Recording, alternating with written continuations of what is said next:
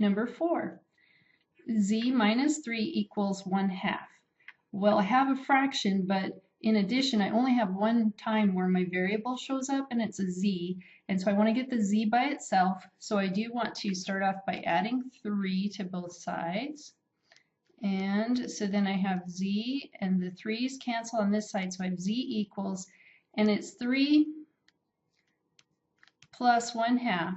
Now you can use your calculator to add those if you like, and the other method would be to get a common denominator. So for this first fraction, 3/1, I want to multiply by something that's going to give me a denominator of 2. And to do that, I need to multiply by a 2 here to get the 2 on the bottom. And then remember, it has to be a fraction that reduces to 1. So I'd have to have 2/2.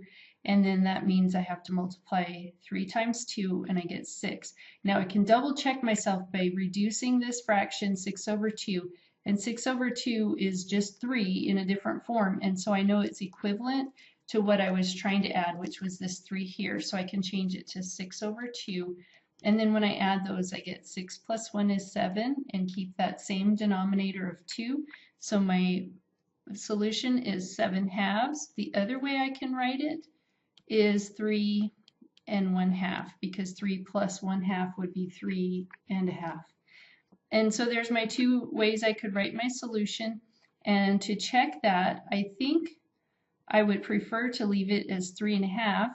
And so I have z, so my z minus 3 equals 1/2. And I'm putting in 3 1/2 for my z, and you can see why I wanted to leave it in this form now. 3 1/2, take away 3, so I'm just left with 1/2, and that is the same thing as 1/2. So my check works.